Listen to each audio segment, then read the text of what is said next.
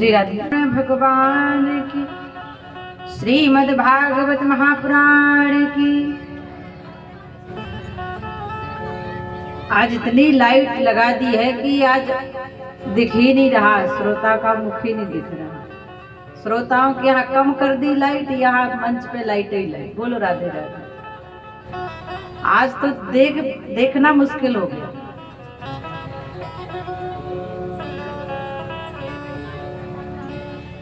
बोली राधा कृष्ण भगवान की।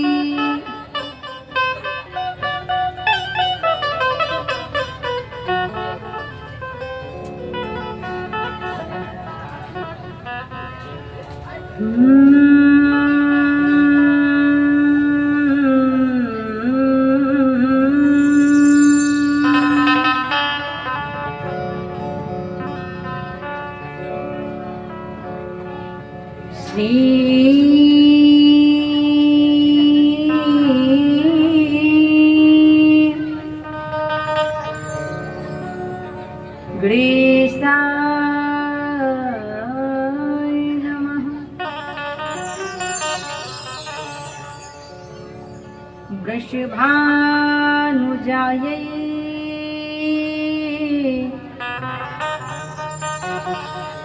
चरणकमलेभ्यो नमः।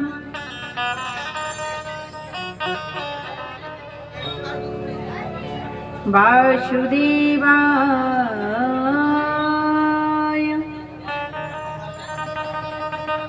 चरणकमलेभ्यो नमः।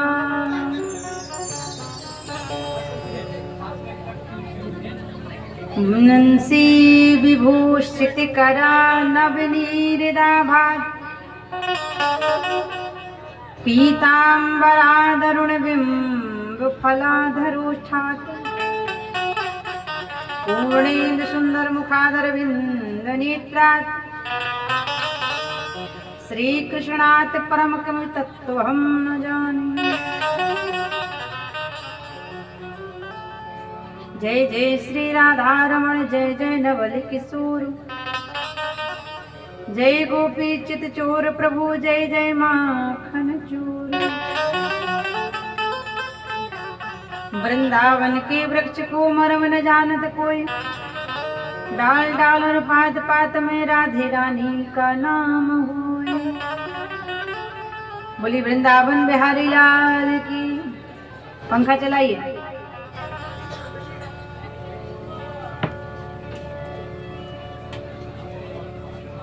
बोली राधा कृष्ण भगवान की। आए व्यासपीठ की मर्यादा को आगे बढ़ाते हुए सभी लोग मन को, वाणी को पवित्र करें। तालियों की सेवा के साथ सभी गुणगान गाएं।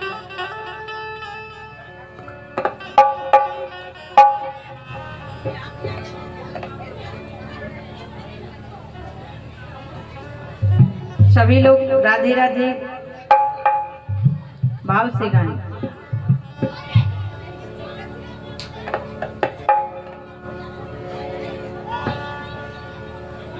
कृष्ण गोविंद गोविंद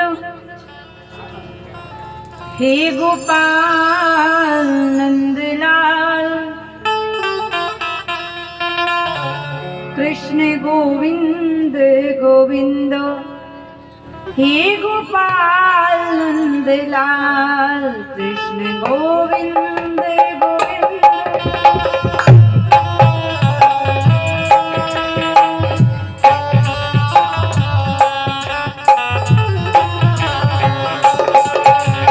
गोविंद गोविंद हे गोपाल नंदलाल।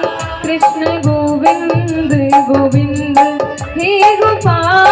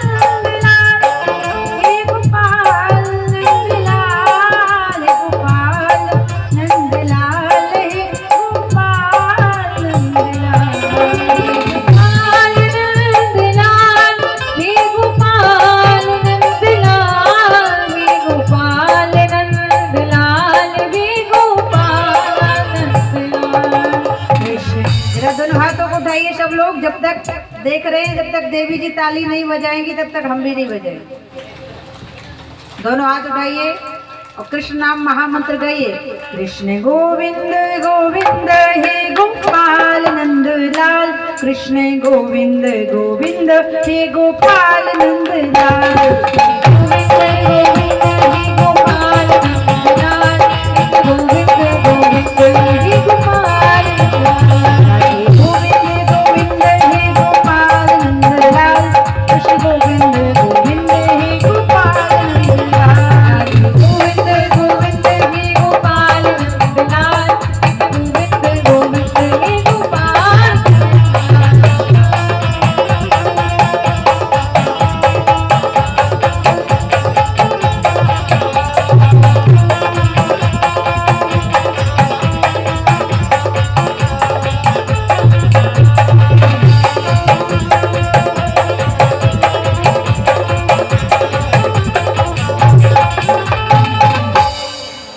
बोली राधा रानी की, वृंदावन बिहारी लाल की।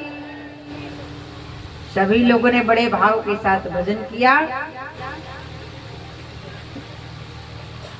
आज कथा में आते वक्त बड़ा भारी नुकसान हो गया, इसलिए आज कथा सुनाने में बिल्कुल मन नहीं लग रहा। बोलो राधे राधे। मोबाइलिया खराब हो गई महाराज। चलो कोई बात नहीं, जैसे राधा रानी की इच्छा। 4 पहिया के नीचे गिर गया मोबाइल, तो मोबाइल की आज एक्सीडेंट में जान चली गई, लेकिन कोई बात नहीं, ठाकुर जी कृपा करेंगे, अब आईफोन दिला देंगे। बोलो वृंदावन बिहारी लाल की। परब्रह्म परमात्मा अखिल कोट ब्रह्मांड नायक राधिराज योगीराज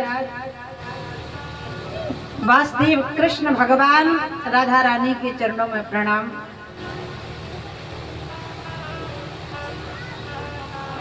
बाबा बैद्यनाथ धाम बासुकीनाथ के चरणों में प्रणाम। आज हम जिनके माध्यम से इस ग्राम पवित्र नगर तपसी में पहुंचे, भैया आचार्य डॉक्टर संतोष शुक्ला जी बड़े सीधे और सरल ब्राह्मण हैं और मंच का बड़ा सुंदर संचालन भी करते हैं।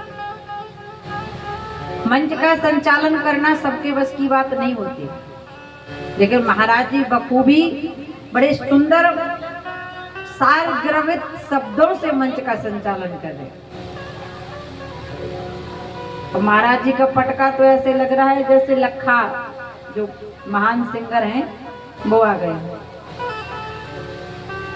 क्योंकि मंच का संचालन करना बहुत बड़ी कला होती है। एक जगह तो एक भैया मंच का संचालन कर रहे थे और बोल रहे थे आप लोग जल्द से जल्द कथा में पधारो, क्योंकि कुछ ही देर बाद मधु जी का क्रियाक्रम होने वाला है।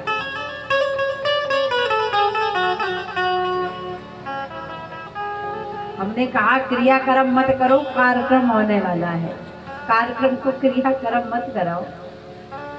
इसलिए मंच रूपी नैया के कुशल खेवैया, मंच रूपी नैया का भार संभाल रहे भैया डॉक्टर संतोष शुक्ला जी। मुख्य जजमान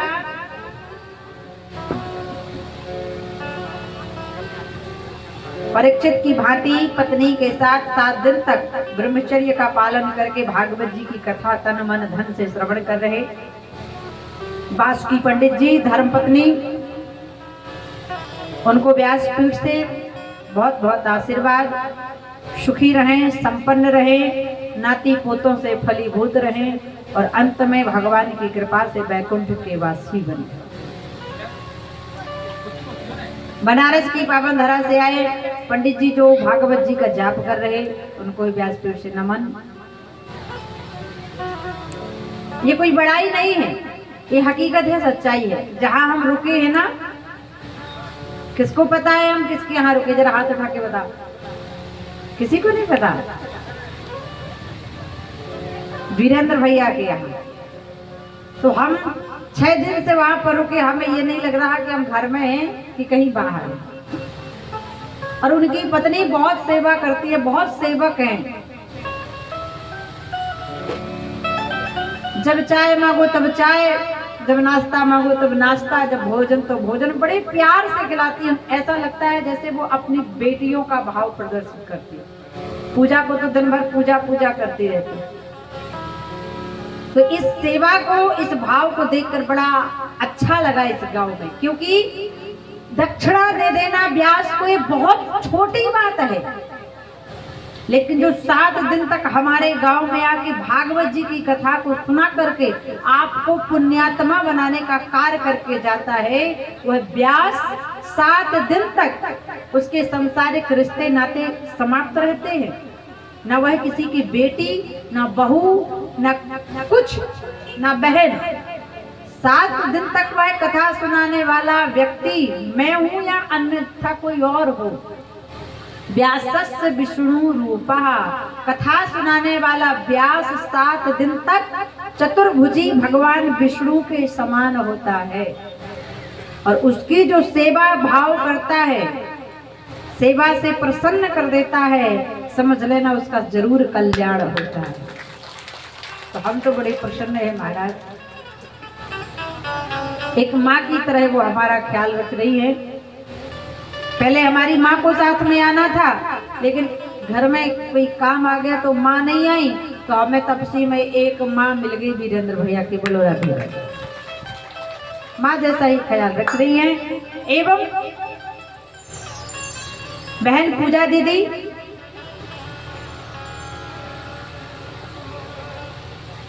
बड़ी सरल स्वभाव की बालिका है, और गुस्सा आता है तो मोबाइल भी फोड़ देती है। ऐसी बहन पूजा जी।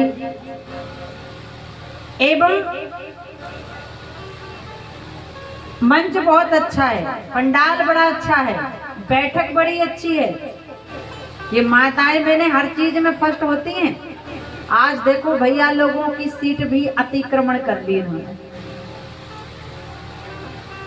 लेकिन ये माताएं हर चीज में फर्स्ट होती है। झाड़ू लगाने में फर्स्ट, पोछा लगाने में फर्स्ट, भोजन करने में फर्स्ट, दान पुण्य करने में फर्स्ट, और लड़ने की बारी आई तो अगल बगल वालों से, सासू माँ से फर्स्ट ही फर्स्ट। तपसी की बात नहीं है, ये तो बासुकीनाथ की बात चल रही। बोलो राधे राधे। आए हुए सभी भक्तों को बहुत बहुत राधे राधे। लाइट लगाने वाले भैया को भी बहुत बहुत आशीर्वाद। इतनी लाइट पहले दिन से लगा देते तो रखता है अभी तक। बोलो राधे राधे। अब आज और कल चलो भरे भाव से अब कथा को सुनो। बोलो वृंदावन बिहारी लाल की। प्रेम से सभी लोग भागवत जी की कथा को श्रवण करें।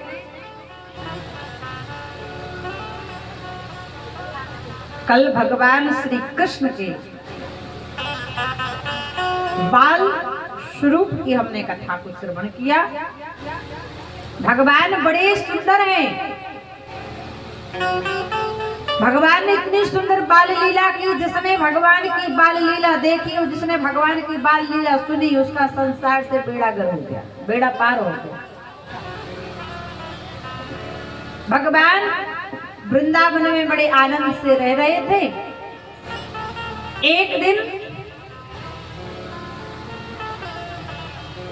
एक दिन हुआ क्या, एक दिन नंद बाबा, एकादशी आने वाली थी और अभी भी एकादशी आने वाली। कब है एकादशी? कामदा एकादशी है 30 मार्च को। और एकादशी का कितने लोग व्रत रखते हैं? जरा हाथ उठा के बताओ। बहुत सुंदर। एकादशी को चावल नहीं खाना चाहिए कभी भी।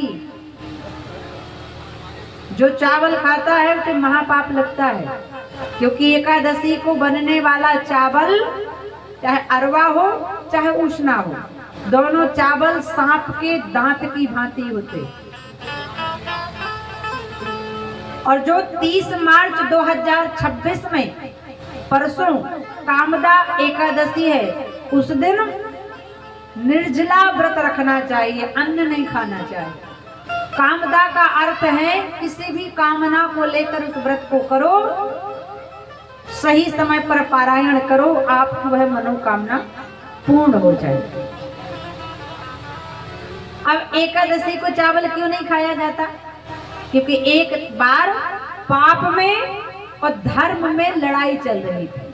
ध्यान देना, जब पाप में और धर्म में लड़ाई हुई तो पाप भागा, और पाप जब भागा तो जाकर के खेत, चावल के खेत में छुप गया। चावल के खेत को, चावल को क्या कहते हैं? धान।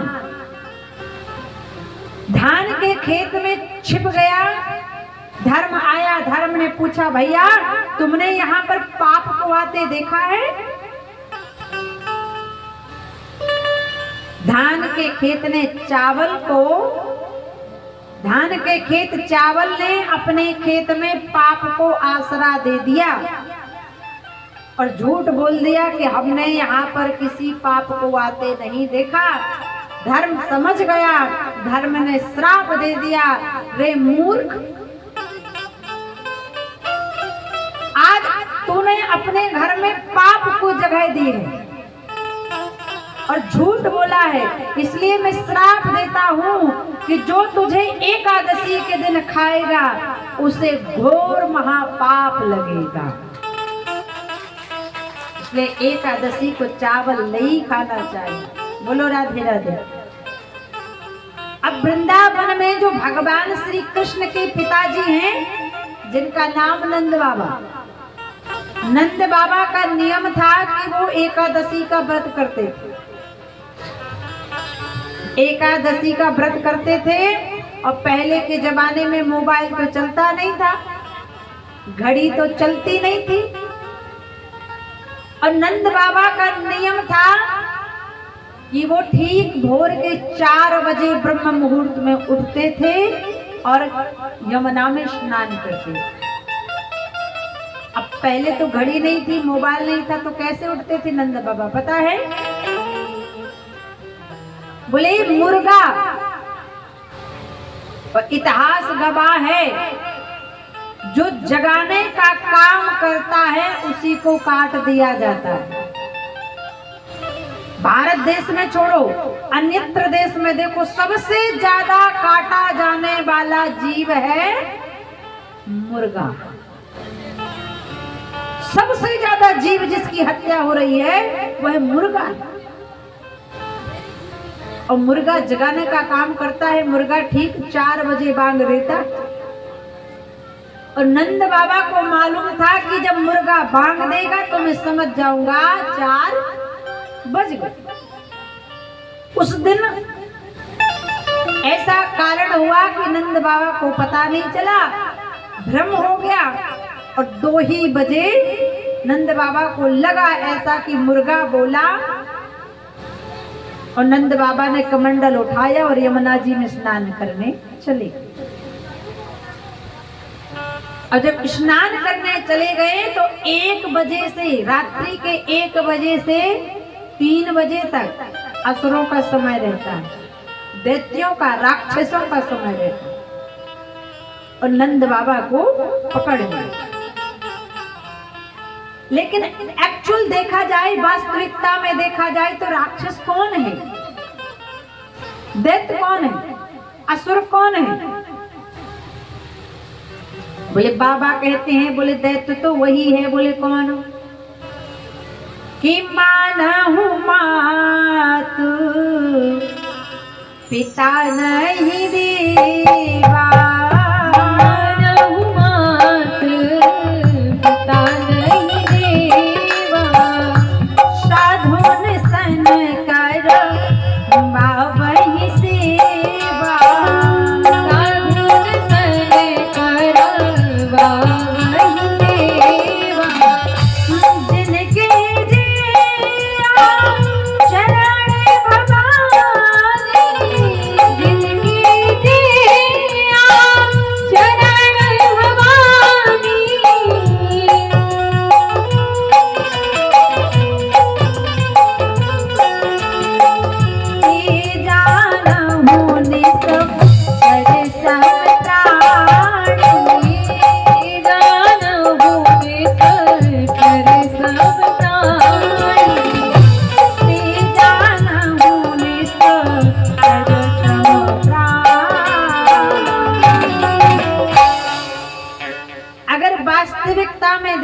जाए तो राक्षस कौन है, दैत्य कौन है? बोले जो अपने माता पिता की आज्ञा का पालन नहीं करते, गुरु ब्राह्मण का सम्मान नहीं करते, आए हुए अतिथि का सम्मान नहीं करते, वही दैत्य है, वही असुर है, वही राक्षस है और वही पापी है।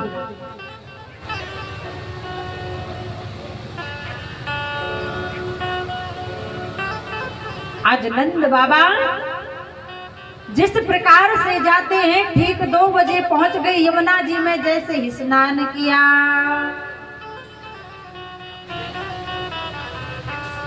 गंगा तरंग रमणी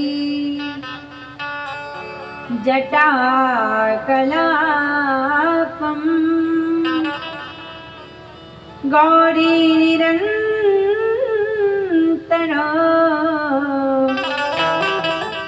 विभूषित वाम भागम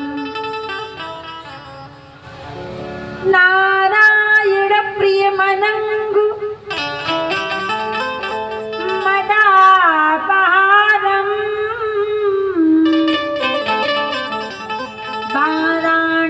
वाराणसीपुरपतिं भज विश्वनाथम।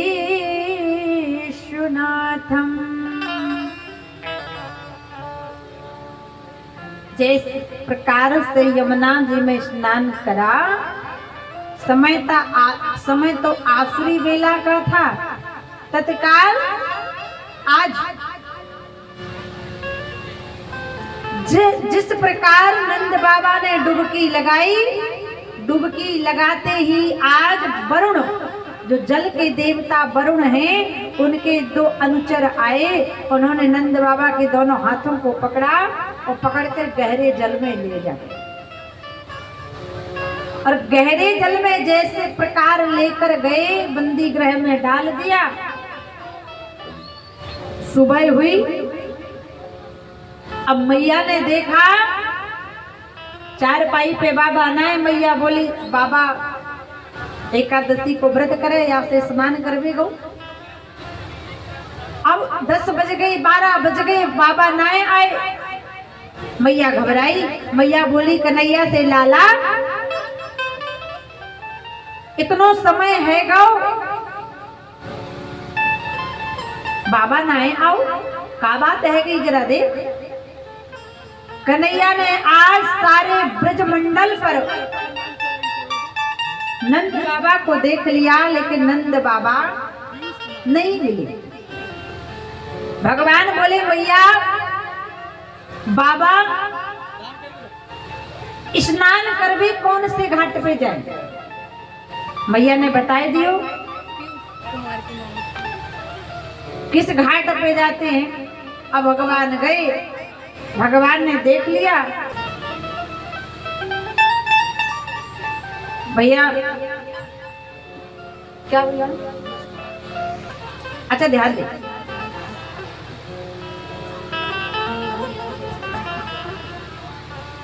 भगवान समझ गए कि नंद बाबा को जरूर कोई ना कोई ले गया, और भगवान उसी घाट में जाकर गहरे जल में गए। देखा कि वरुण ने नंद बाबा को बांध रखा था। वरुण ने देखा कि भगवान आए। वरुण बोले, अरे महाराज, आपको आने की क्या आवश्यकता थी, आप क्यों आए? जैसे आज भगवान श्री कृष्ण वरुण लोक में गए, वरुण के घाट पर भगवान कृष्ण को जाना पड़ा। एक बार भगवान राम भी किसी के घाट गए थे। किसके घाट गए थे पता है? बाबा कहते हैं कि जिसके घाट पर राम जी गए थे, उस घाट के मालिक ने राम जी को परेशान कर डाला था। और वह घाट का मालिक कौन था? बोले, कभी कभी भगवान को भी भक्तों से काम पड़े, और जाना था गंगा पार प्रभु केवट की नाव चढ़े। आज भगवान श्री कृष्ण वरुण के घाट पर गए और भगवान राम केवट के घाट पर गए। राम कृष्ण दो एक हैं, अंतर नहीं निमेष, और उनके नयन गंभीर हैं, इनके चपल विशेष। अंतर कितना है? भगवान वरुण कृष्ण भगवान वरुण के घाट पर गए, भगवान राम केवट के घाट पर गए, लेकिन केवट ने भगवान को बड़ा सताया। भगवान जब केवट के घाट गए ना, तो भगवान ने मांगा। क्या मांगा था बताइए किसी को? क्या मांगा? बाबा कहते हैं, मांगी नाव न केवट आना, मांगी नाव न केवट आना।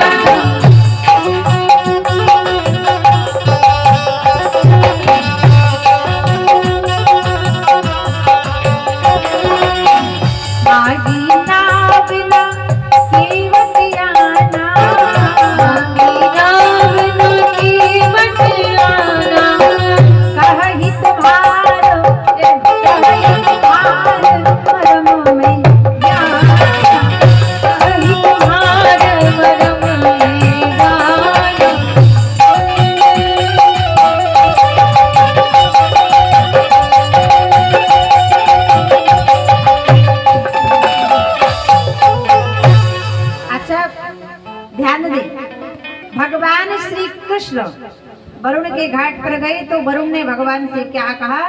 और आज राम जी केवट के घाट पर गए तो केवट भगवान से कहता है, भगवान को पार जाने के लिए नाव की आवश्यकता पड़ी, तो भगवान ने केवट से कहा कि मांगी नाव न केवट आना,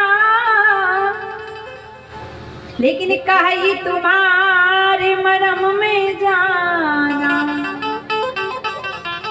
भगवान केवट से कहते हैं, भैया आई वॉन्ट योर बोट। हे भैया केवट, हमें गंगा से पार जाने के लिए तुम्हारी नाव की आवश्यकता है, नाव दे दो। लेकिन केवट ना हाँ करता है ना करता है। केवट भगवान से कहता है, मैं आपको नाव नहीं दूंगा। बोले क्यों? क्योंकि कही तुम्हार मरम में जाना। केवट भगवान से कहता है, भगवान मैं आपको नाव नहीं दूंगा क्योंकि मैं आपके मर्म को जानता हूं। अच्छा ध्यान देना सज्जनों, अगर भगवान के मर्म की बात की जाए तो प्रभु राम का मर्म तो संसार में कोई जान ही नहीं है। राम जी की मर्म की बात की जाए तो प्रभु राम का मर्म तो लोग तब नहीं जान पाए। बोले कब? बोले जब भगवान राम का अवतार हुआ।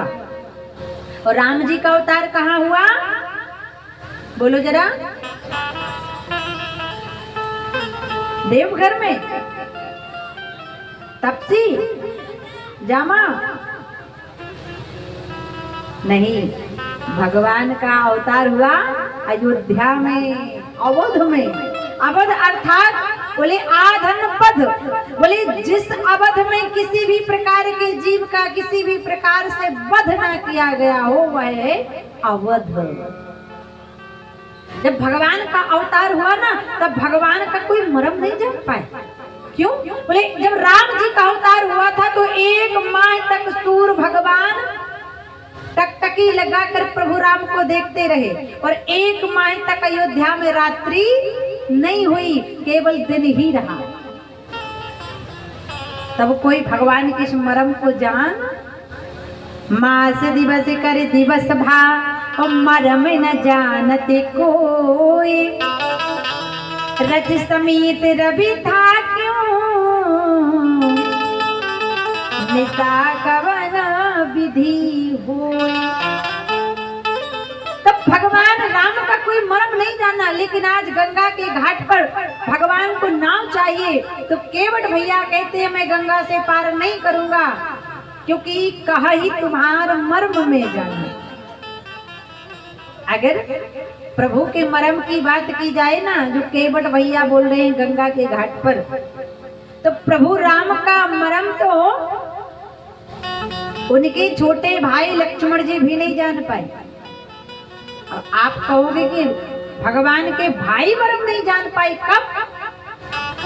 बोले जब भगवान ने अपनी पत्नी से कहा। तब से की माताओं ध्यान देना, सीता जी को पति ने क्या आज्ञा दी, तो सीता जी ने आज्ञा कैसे मानी, तो आपको भी अपने पति की आज्ञा किस तरीके से मानना है। बोले प्रभु राम का मरम तो लक्ष्मण जी नहीं जान पाए। बोले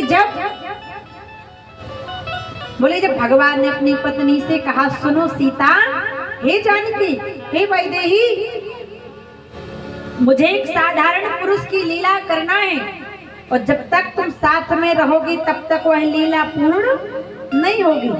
इसलिए जाओ जानकी, आज के बाद तुम्हें वहां रहना है। सीता जी बोली, कहाँ रहना है? भगवान ने अपनी पत्नी से कहा, वहीं पर लक्ष्मण जी खड़े। सुनहु प्रिया व्रत और रुचिरे सुशीला, मैं कछु करब ललित नर लीला। सुनहु प्रिया व्रत रुचिरे सुशीला, मैं कछु करब ललित नर लीला।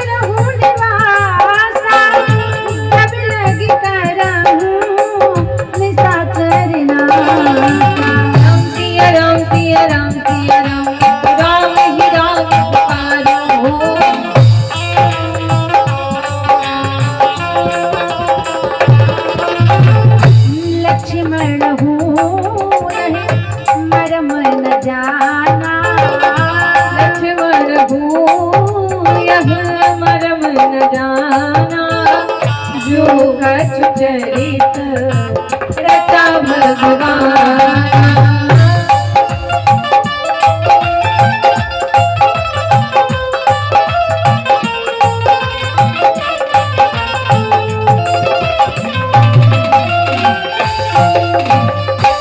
भगवान ने अपनी पत्नी से कहा, जानकी जाओ, तुम पावक महा करहु निवासा, जाओ, अब आज के बाद तुम पावक में रहना। पावक का अर्थ क्या है जजवान जी?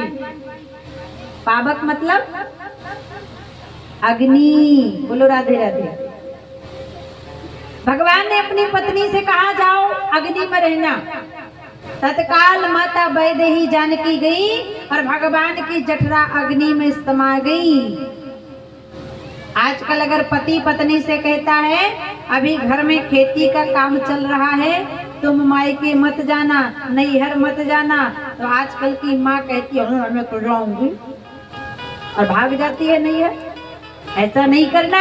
अगर पति कहता है कि नैहर नहीं जाना, इसका मतलब फुल स्टॉप, नहीं जाना। भगवान ने पत्नी से कहा, जाओ अग्नि में रहना, तो सीता माता अग्नि में चली गई। प्रभु श्री राम की जठर अग्नि में समा गई। लेकिन इस मर्म को लक्ष्मण जी भी नहीं जान पाए कि सीता जी असली है कि नकली। बाबा कहते हैं, लक्ष्मण हो यह मर्म न जाना, और जो कछु चरित रचा भगवाना। राम जी के भाई भी मर्म नहीं जाने, लेकिन गंगा के घाट पर जब प्रभु पार जाने के लिए कहते हैं, तो केवट कहता है, मैं आपका मर्म जानता हूं, इसलिए नैया नहीं दूंगा। अरे सज्जनों, अगर भगवान राम की मर्म की बात की जाए, तो राम जी का मर्म तो हनुमान जी महाराज नहीं जान पाए। बोले कब? बोले जब भगवान श्री राम समुद्र पार करके लंका पहुंच गए तो भगवान श्री राम ने देखा कि लंका के आकाश मार्ग में रावण की सभा चल रही है। मंदोदरी के कर्णफूल बिजली के समान चमक रहे, रावण का छत्र मुकुट चमक रहा। उसी समय भगवान मर्यादा पुरुषोत्तम श्री राम ने रावण की सभा को नष्ट करने के लिए शब्द भेदी बाण चलाए। और संसार में मात्र 4 लोग शब्द भेदी बाण चलाना जानते थे। कौन कौन? बोले सबसे पहले शब्द भेदी बाण चलाना जानते थे चक्रवर्ती चक्र चूड़ामणि महाराज दशरथ। दूसरा शब्द भेदी बाण चलाना जानती थी माता कैकेयी। तीसरा शब्द भेदी बाण चलाना जानते थे परमात्मा राम। और चौथा शब्द भेदी बाण चलाना जानते थे कलयुग में पृथ्वीराज चौहान। इतिहास में आपने पढ़ा होगा 4 बांस 24 गज अंगुल अष्ट प्रमाण, ताऊ पर सुल्तान है मते चूक चौहान। लेकिन प्रश्न खड़ा होता है कि जब राजा दशरथ शब्द भेदी बाण चलाना जानते थे तो फिर महाराज दशरथ ने श्रवण कुमार को बाण क्यों मारा? क्योंकि जब श्रवण कुमार ने अपने माता पिता को भगवती और शांतनु को जल पिलाया तो आवाज कहां से निकली? तुम्भी से। तो बाण तुम्भी पर लगना चाहिए ना कि श्रवण कुमार। तो राजा दशरथ ने शब्द भेदी बाण तो तुम्भी पर ही चलाया, लेकिन पीछे से बाण चलाने वाला कोई और था जिसने श्रवण कुमार को बाण मारा। वह था लंकाधिपति रावण। क्योंकि रावण कोई साधारण महात्मा नहीं था, रावण कोई साधारण पुरुष नहीं था। रावण 4 वेद 6 शास्त्र 18 पुराण और 14 विद्याएं जानता था। कितनी विद्याएं? 14। वो विद्याएं कौन कौन सी हैं? राग रसायन नृपगति नट विद्या वेदांग, तुरंग चढ़न व्याकरण पढ़न जानन ज्योतिष अंग, धनुष बाण रथ हाक वो चोरी ब्रह्म ज्ञान, जल तैरन धीरज धरण 14 विद्या जान। राजा दशरथ को भ्रम हो गया, लेकिन रावण भी एक महात्मा था। लेकिन संसार में महात्मा कई प्रकार के होते हैं, पता? कलयुग में तो कई ऐसे लोग हैं जो महात्मा बन जाते हैं, क्योंकि महात्मा बनना बड़ा सरल है। पीला पीतांबर पहना, 3 एकड़ में चंदन लगाया, महात्मा तैयार। क्योंकि महात्मा बनने के फायदे बड़े। बोले मूड मुड़ाए 3 गुण, सर की मिट गई खाज, और बनी बनी रोटी मिले लोग कहें महाराज।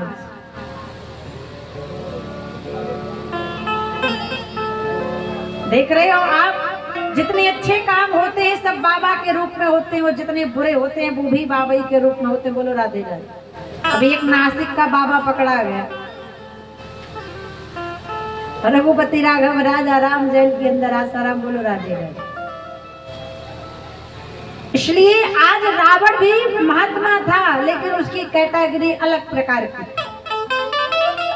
आज भगवान ने समुद्र के घाट पर लंका में बाण चलाया, रावण का मुकुट गिर गया, मंदोदरी के कर्णफूल गिर गए, लेकिन वहीं पर हनुमान जी जामवंत खड़े, लेकिन कोई मरम जान। छत्र मुकुटता डंक धर हते एक ही बाण, सबके देखत मही परे, लेकिन मरम न पूजान। भगवान श्री राम केवट से कहते प्रभु पार करने के लिए कहते, केवट कहता मैं नहीं करूंगा क्योंकि मैं मरम जानता। भगवान ने कहा क्या जानते हो बताओ? केवट कहने लगा मैंने सुना है। बोले क्या सुना है? कि छुअत सिला भई नारी सुहाई, पाहुन देना काठ कठिनाई। राम सिया राम जय जय राम, सिया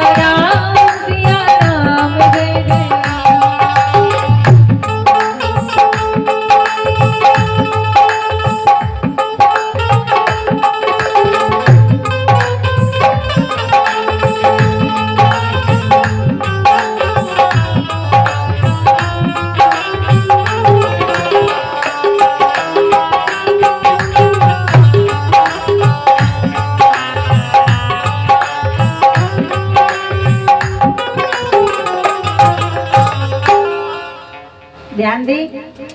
बोले आज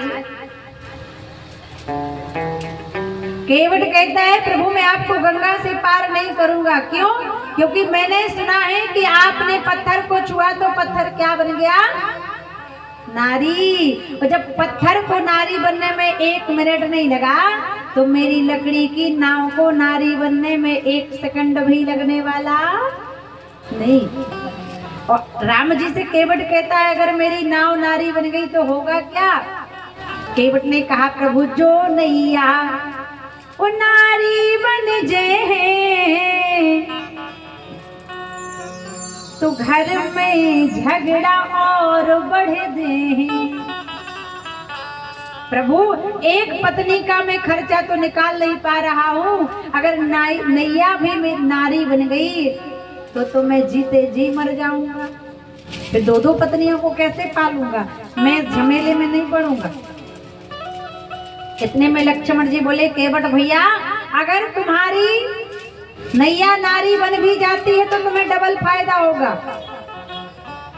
समय से चाय नाश्ता भोजन मिलेगा। एक पत्नी को रखना घर में, दूसरी पत्नी को रखना घाट में। अब केवट कहता है लक्ष्मण जी ये वाली शिक्षा आप मुझे मत दो, क्योंकि इसी शिक्षा के कारण तो आज आप लोगों की ये दशा हो रही है। केवट ने बड़ा तीखा जवाब दिया लक्ष्मण जी को। कहा सुनो लक्ष्मण मुझे ऐसी शिक्षा मत दो, क्योंकि आज 3 नारियों की वजह से ही आपकी दुर्दशा हो रही है। केवट ने कहा दशरथ 3 त्रिया नहीं लाते तो काय को राम लखन बन जाते। ना आपके पिता 3 विवाह करते, न के वनवास देती और न आज आप मुझसे नाव मंगाते। इसलिए मैं मर्म को जानता हूँ। राजा बलि को ठगा वो भी जानता हूँ। जब मैं कछुआ था तब मुझे दर्शन नहीं मिलता था, इसलिए आप मैं समझ गया कि आप वही नारायण राम रूप में आए। अब लक्ष्मण जी को क्रोध आ गया। लक्ष्मण जी ने तरकस से बाण निकाला, केवट की कनपटी पे लगा दिया। रे दुष्ट मूर्ख केवट भगवान तुझे बुला रहे, तू सुन नहीं रहा, अब मैं तेरा वध कर दूंगा। केवट हंसने लगा, कहने लगा प्रभु अगर मारना है तो जल्दी मारो, देरी मत करो। लक्ष्मण जी ने कहा तुम्हें मरने से भय नहीं लग रहा? केवट ने कहा सुनो ना लक्ष्मण जी अगर आप मुझे मारोगे तो मैं मरूंगा थोड़ी, मैं तो तरूंगा। लक्ष्मण जी बोले कैसे तरोगे? केवट ने कहा सुनो ना लक्ष्मण जी लोगों को तो मरने के बाद प्रयागराज की गंगा और हरिद्वार की गंगा प्राप्त होती है, लेकिन मैं कहाँ खड़ा हूँ? केवट कहाँ खड़ा है बोलो जरा? तपसी के नाला में। कहाँ खड़ा है? गंगा जी के घाट पर। केवट ने कहा अगर मारोगे तो तर जाऊंगा सीधे, लेकिन आप फंस जाओगे, क्योंकि जब पुलिस वाले आएंगे तो 4 बातें पूछेंगे, कहाँ मारा, क्यों मारा, किस अपराध से मारा और किसके सामने मारा। मरूंगा कहाँ सुचि गंग के तीर और मई निहारत है रघुवीर। अपराध यही से केवट का प्रभु राम की चरण पखारत है। अच्छा ठीक भगवान का जल्दी आओ, अब आओ चलो पार करो। अब विचार करें केवट कितना बुद्धिमान। भगवान ने आज्ञा दी तो केवट भगवान श्री राम के चरणों को धोने के लिए आया। लाया क्या? किसमें चरण धोए? केवट राम रजाय सुपावा, केवट राम रजाय सुपावा।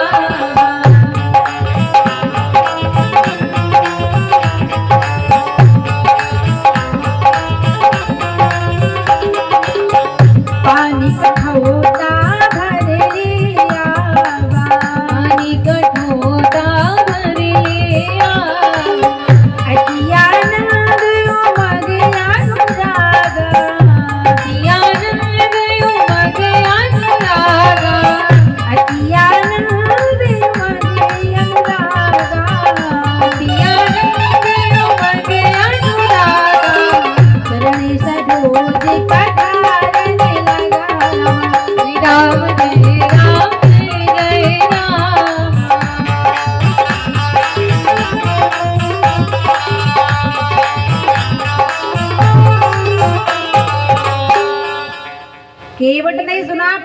आज्ञा दे दी, भागा भागा गया कुटिया से कठौता लाया। अच्छा विचार करो केवट कितना बुद्धिमान। केवट चाहता तो भगवान श्री राम के चरणों को धोने के लिए कठौता की जगह कठौती भी तो ले जा सकता था, लेकिन केवट ने सोचा अगर मैं कठौती ले गया, और कठौती है स्त्रीलिंग, और अगर कठौती लड़की बन गई राम जी के चरणों के जादू से तो बिटिया हो जाएगी और मुझे बिटिया का विवाह करना पड़ेगा, इसलिए कठौता ले जाता हूँ। बनना होगा तो बेटा बन जाएगा, दूसरे घाट में दूसरी नाव चढ़ा दूंगा, मेरा तो बिजनेस ही बढ़ जाएगा। अब कठौता में राम जी के चरणों को रखा, एक चरण राम जी का धोया, वो धो करके जैसी गंगा के घाट पर केवट ने रखा तो जितनी गंगा के घाट की बालू थी तो बालू राम जी के चरणों में लग गई। अब केवट ने देखा कि बालू लग गई, फिर राम जी का पैर उठाया, फिर धो दिया, फिर बालू लग गई, फिर धो दिया, फिर बालू लग गई। भगवान बोले भैया केवट, ये तुम्हारा सिस्टम तो 14 वर्ष तक चलता रहेगा, तुम हमारा पैर धोते रहोगे, गंगा जी की बालू लगती रहेगी, कुछ उपाय कर लो। केवट कहता है प्रभु एक उपाय है। बोले कौन सा उपाय? केवट बोला हे प्रभु, जिस चरण को मैं धोता हूँ उसको आप ऊपर कर लेना। भगवान ने कहा एक पैर से हम गिर नहीं पड़ेंगे। केवट कहता है सुनो तो प्रभु, जिस चरण को धोता हूँ उसको ऊपर कर लेना, और जब आपको लगे कि मैं गिरने वाला हूँ तो आप अपने दोनों हाथों को मेरे सर पर रख लेना। मानो जबरदस्ती केवट भगवान से आशीर्वाद भी ले रहा है। तब आज नैया में बिठाया। अच्छा कितने लोग चाहते हैं कि भगवान को केवट नैया में बिठा के गंगा जी से पार कर दे? जरा दोनों हाथ उठा के बताओ। अब जितने लोगों ने हाथ उठाया है उतने लोगों को नाचना पड़ेगा। सबको नहीं, जितने लोगों ने हाथ उठाया उतने लोग। क्यों? क्योंकि जो भगवान के पार होने की लीला में छठवें दिन भागवत जी में तो नाच लेता है, वह संसार भवसागर से पार हो जाता है। अगर भवसागर से पार जाना हो ना तो नाचना, अगर नहीं जाना हो तो चुपचाप बैठ कर ताली बजाना।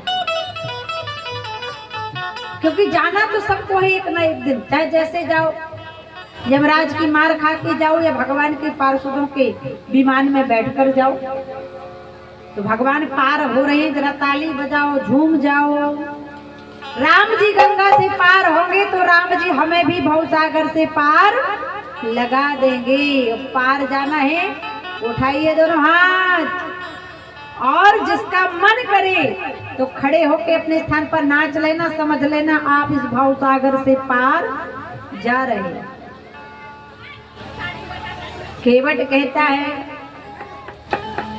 हो कि मगनी नाची रहा केवट अपनी नाव में, दो वनवासी आए आज मेरी नाव में, दो वनवासी आए आज मेरी नाव में। बोलो गंगा मैया की।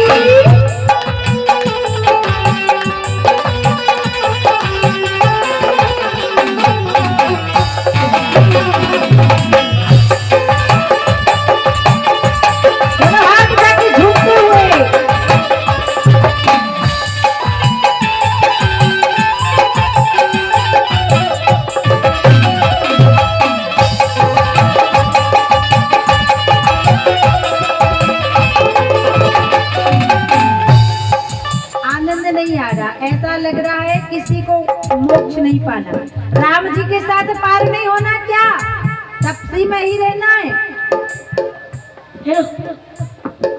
जिसको पार जाना है वो झूमते हुए, थोड़ा सा अपने स्थान पे झूमते हुए पार लगाए भगवान को।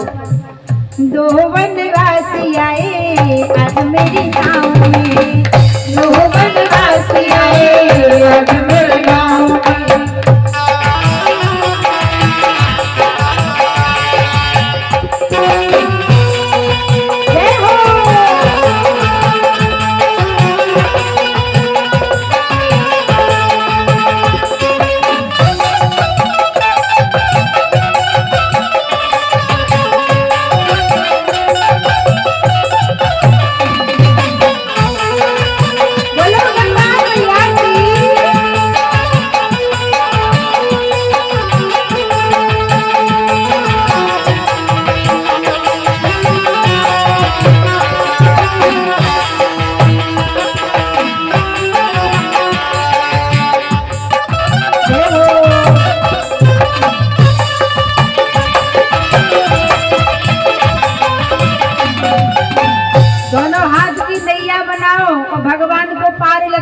और जब राम जी जाएंगे गंगा से पार तो राम जी हमें भी साथ में लेकर जाएंगे। जय हो।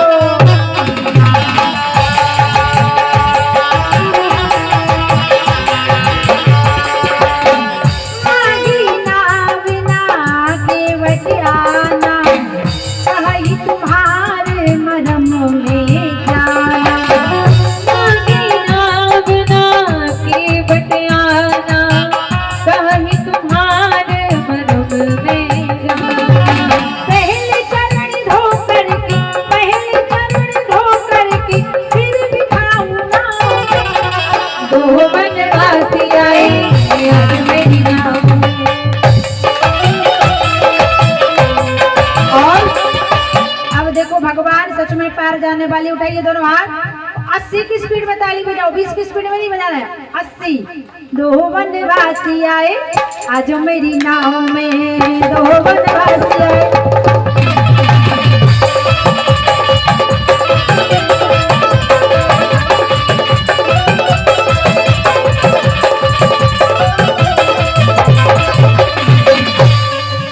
बोलो गंगा मैया की। केवट ने भगवान को पार कर दिया और तपसी गांव के सबका खाता राम जी के साथ खुल गया। सबको मोक्ष मिलेगा। बोलो तपसी धाम की। इतना अच्छा गांव का नाम है कि लेने में भी बड़ा आनंद आता है। कहीं कहीं तो ऐसे ऐसे गांव मिल जाते हैं महाराज, पूछो ही मत। बड़ा अच्छा गांव का नाम है। अच्छा ध्यान देना, भगवान को जब पार किया ना केवट ने, तो भगवान संकोच कर गए कि मेरे पास कुछ देने के लिए नहीं है कि केवट को दे दूं। तो पत्नी कैसी होनी चाहिए? बोले धन्य है माता जानकी को। भगवान बोल नहीं पाए और माँ वैदेही जानकी समझ गई कि मेरे पति क्या कहने वाले हैं। सिए ही पिए की जाने निहारी, हम मणि मुदरी मने मुदेते उतारी। सच्ची पत्नी वही है विपत्ति काल में पति के बोलने के पहले पति के भाव को समझ जाए। जान गई हृदयेश्वरी हृदयेश्वर की बात। अर्धांगिनी है वही जो समझे मन की बात। पहले के जमाने में मोबाइल तो चलता नहीं था। एक बार एक गांव से एक भैया विदेश गए। अब विदेश से उन्होंने अपनी पत्नी के लिए पत्र लिखा। अब नाम पता कुछ नहीं लिखा, पत्र में खुशी खैरियत पूछी और नीचे एक पत्र के छेद कर दिया और छेद के ऊपर एक लाल बिंदी लगा दी। अब डाकिया परेशान कि पत्र किसका। सुबह से शाम हो गई, पत्रकारिता वाला नाम ही नहीं मिला। शाम हुई, एक माता आई, बोले भैया दिखाओ पत्र किसका है, देखूं जरा। अब महिला ने देखा, बोली जैसे जेमाई लेटर। अरे डाकिया भैया ये मेरे पति का पत्र है, मुझे दे दो।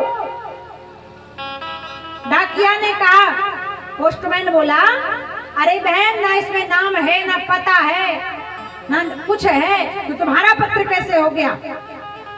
कोई महिला बोली भैया देखो ना इस पत्र के नीचे एक छेद है, छेद के ऊपर एक लाल बिंदी लगी हुई है, इसलिए ये पत्र मेरा है क्योंकि मेरे पति का नाम ही छेदी लाल है। पत्नी वही है, पति के बोलने के पहले भाव समझ जाए। सीता जी समझ गई, तुरंत मुद्रिका निकाली, भगवान को दी। भगवान केवट को देने लगे। केवट चरणों में गिर पड़ा, हे नाथ सकल संपदा मेरे पास आ गई, आप मेरी नौका में बैठकर आ गए, इससे बड़ा सौभाग्य मेरा क्या होगा, मैं कुछ नहीं लूंगा। राम जी ने कहा हम अपना कर्ज किसी पे नहीं छोड़ते हैं, लेना तो पड़ेगा। केवट कहता है ठीक है प्रभु, अगर देना चाहते हो तो वहां दे देना। राम जी बोले कहां देंगे। अब केवट की बात अच्छी लगी तो दोनों हाथ उठा के ताली बजाना। अभी नहीं, जब बात समझ में आएगा। महफिल के दो दुश्मन बोले जो समझकर भी ताली ना बजाए और दूसरा जो बगैर ही समझे बजा दे। बोलो राधे राधे। भगवान ने कहा लेना पड़ेगा। केवट कहता है प्रभु अगर देना चाहते हो तो मैं यहाँ नहीं लूंगा, वहां लूंगा। भगवान बोले कहाँ। केवट ने कहा कि खुद को ऋणी समझते हो प्रभु। केवट कहता है कि खुद को ऋणी समझते हो प्रभु, तो ऋण अपना वही चुका लेना। राम जी बोले कहाँ चुकाऊंगा ऋण? बोले मैंने तुमको पार किया प्रभु, मुझको पार लगा देना। आज मैंने आपको गंगा से पार किया, हे रघुनाथ जी आप मुझे इस भवसागर से पार लगा देना। बोलो भक्तवत्सल भगवान की।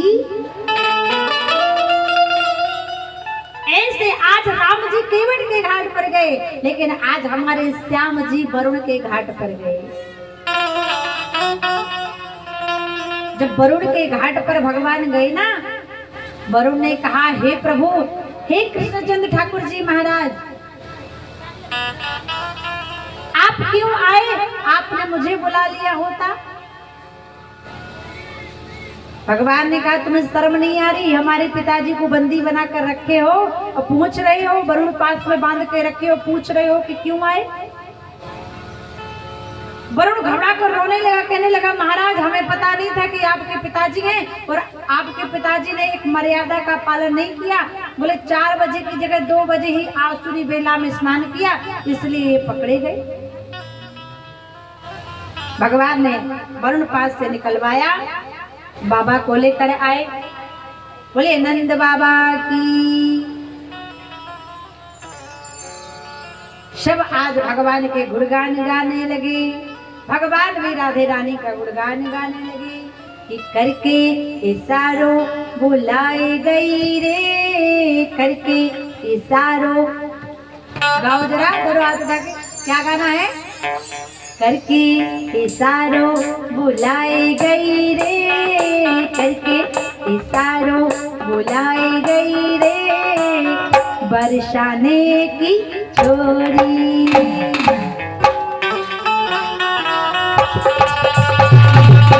बरसाने की छोरी, राधा गोरी गोरी, करके इशारों बुलाए गई रे, करके इशारों बुलाए गई रे, बरसाने की छोरी हो, राधा गोरी गोरी।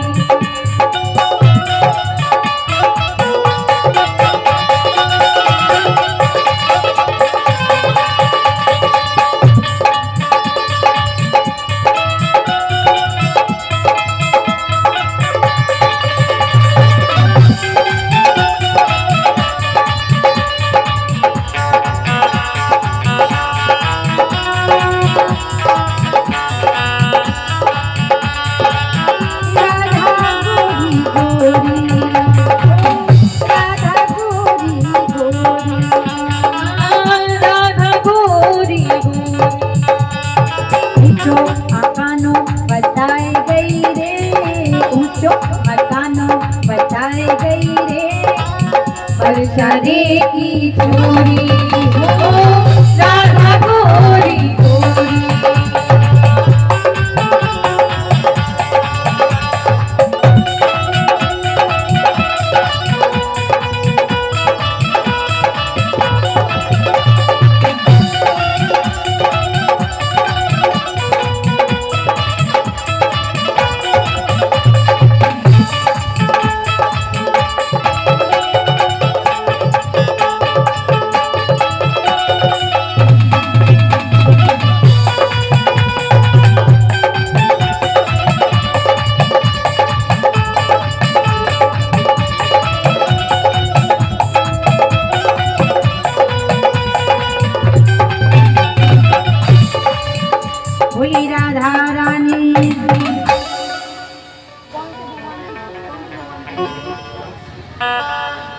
अभी टाइम महाराज में टाइम है ना अभी?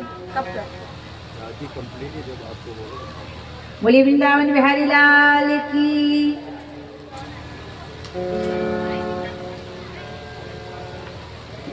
आज भगवान श्री हरि नारायण विष्णु के अवतार भगवान कृष्ण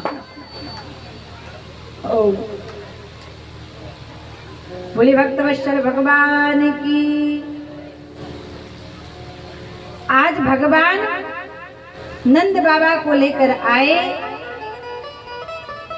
एक दिन भगवान के मन में आया, जैसे आज जो श्रद्धालु भक्तों की संख्या है, अब लग रहा है कि कथा हो रही है भागवत जी की। आज लग रहा है छठवें दिन महाराज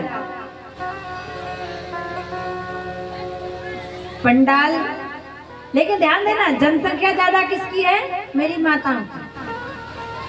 और पिता भाइयों की जनसंख्या क्या करें, इनको काम भी तो ज्यादा रहता है, भोजन बनाना, बर्तन धोना, कपड़े धोना।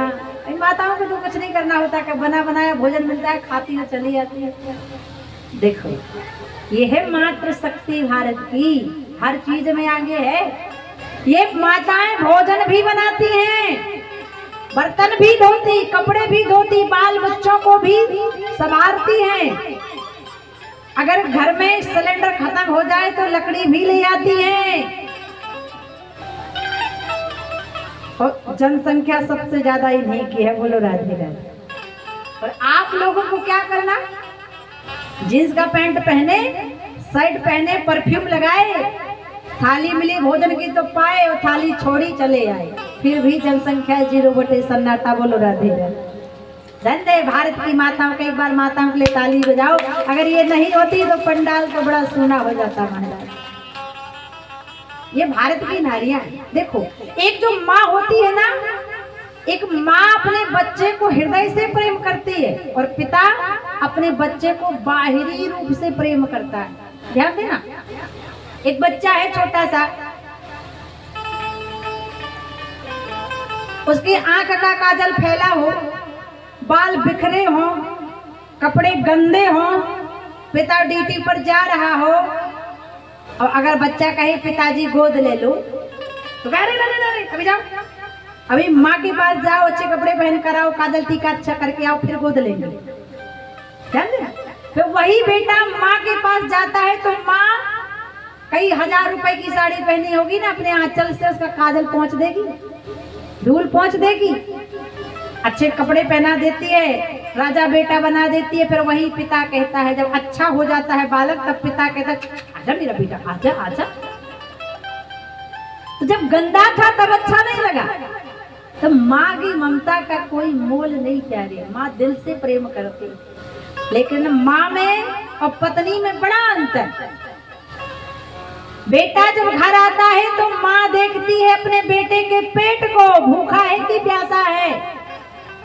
और पति जब ड्यूटी से आता है तो पत्नी देखती है पति की जेब को। कितना अंतर है, बोलो राधे राधे। प्रेम से बोलो वृंदावन बिहारी लाल की।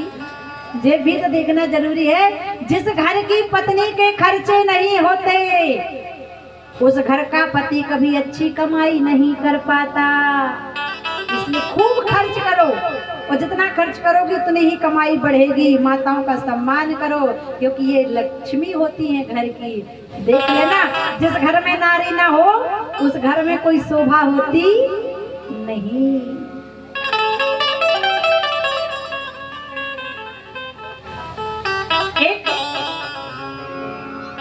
एक दिन भगवान श्री कृष्ण ने सोचा, रास पंचाध्यायी की कथा सुखदेव जी परीक्षित को सुनाते हैं।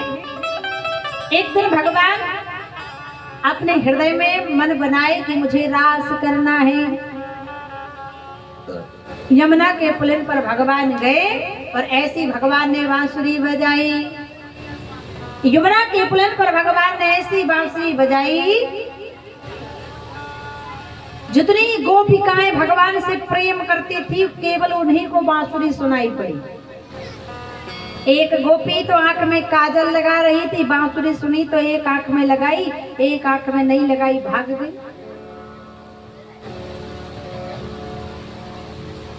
एक गोपी गाय का दूध निकाल रही थी, इतने में भगवान की बांसुरी बजी तो सारा गाय का दूध जमीन पर निकाल दी।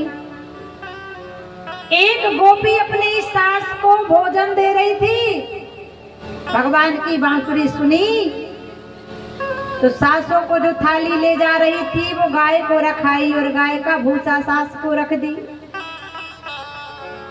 ऐसी भगवान की बांसुरी बजी।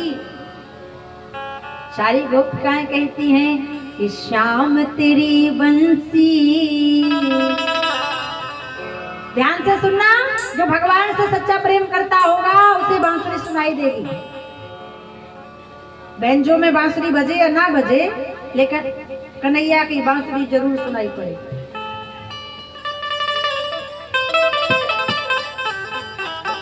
ऐसी बांसुरी भगवान ने बजाई, सारी गोपिकाएं भगवान के पास आकर खड़ी हो गई। श्याम तेरी बंसी पागल कर जाती है, और मुस्कान तेरी मीठी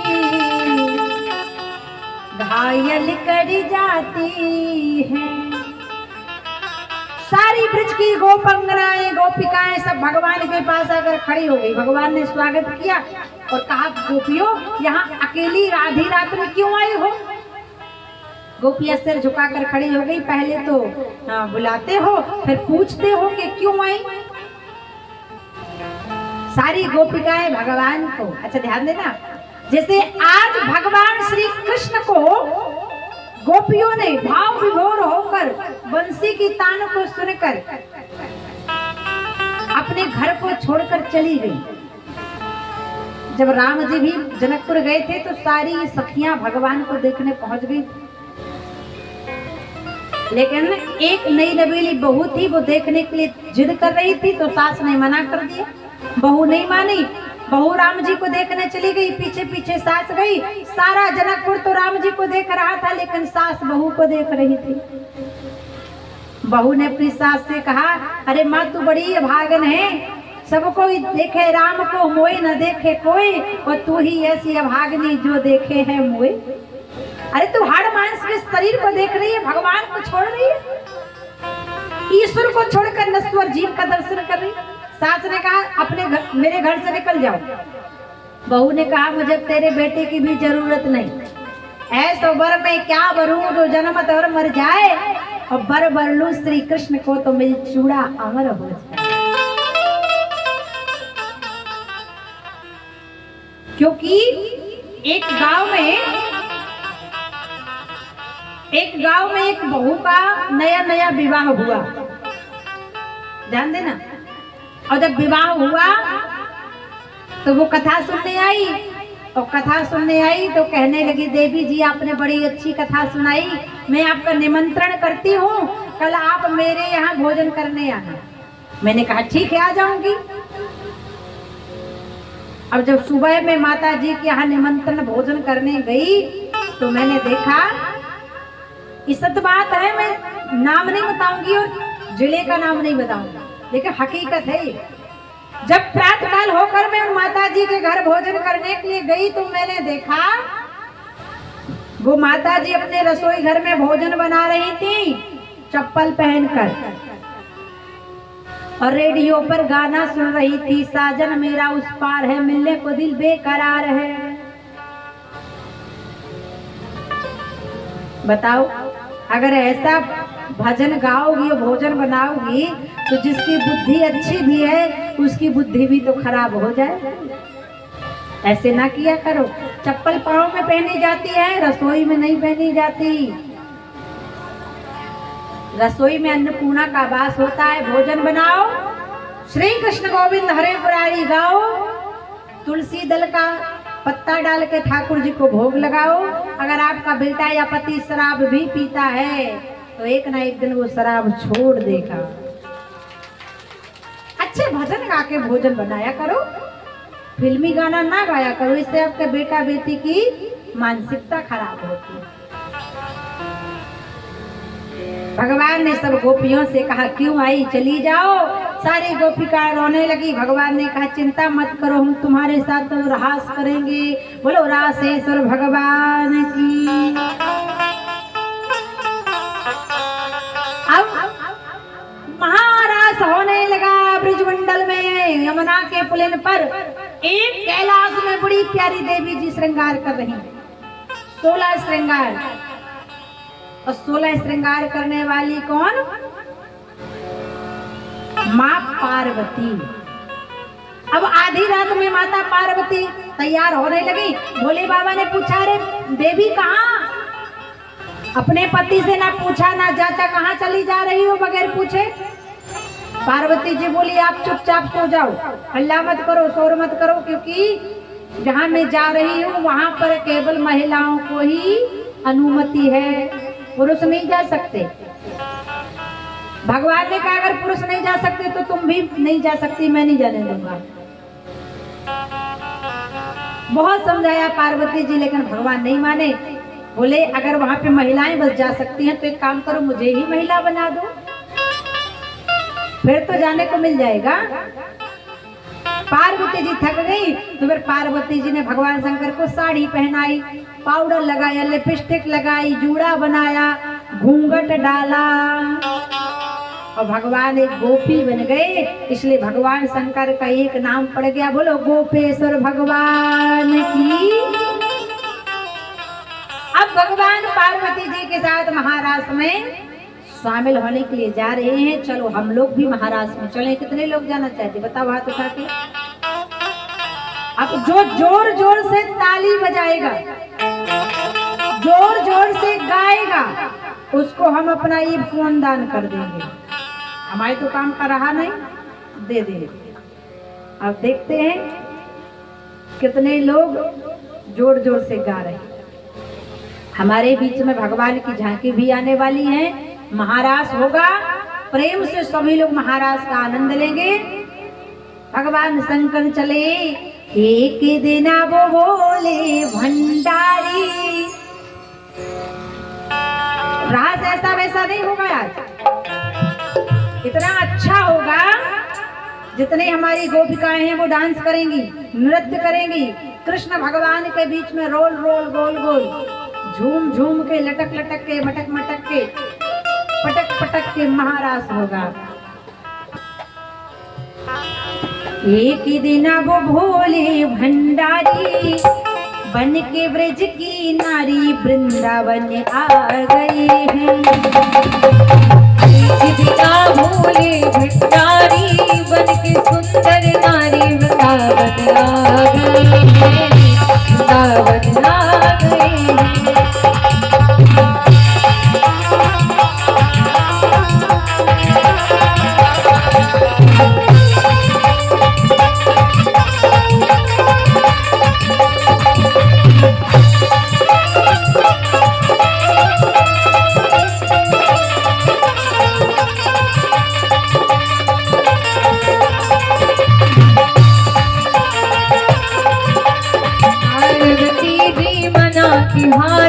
पार्वती जी मना की हारी, ना माने त्रिपुरारी वृंदावन आ गए हैं, वृंदावन आ गए हैं।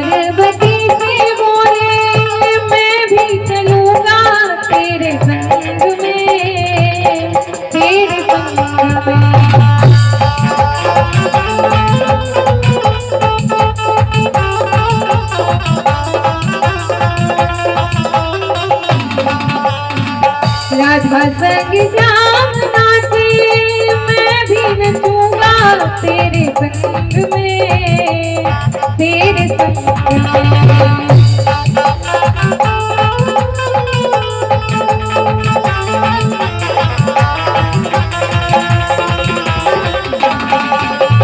बांध की जूड़ा पहन की साड़ी, बांध की जूड़ा पहन की साड़ी, चल चले मतवारी वृंदावन आ गए हैं।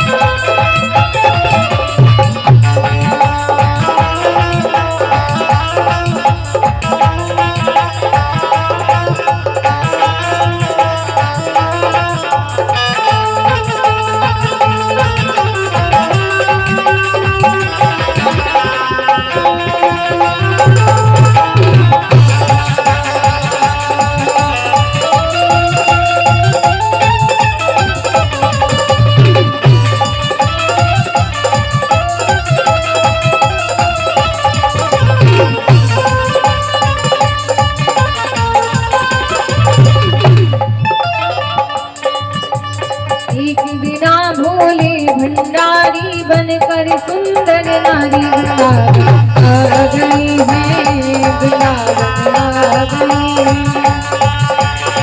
पार्वती भी मना तिहारी, पार्वती भी मना तिहारी, ना माने त्रिपुरारी आ गई है।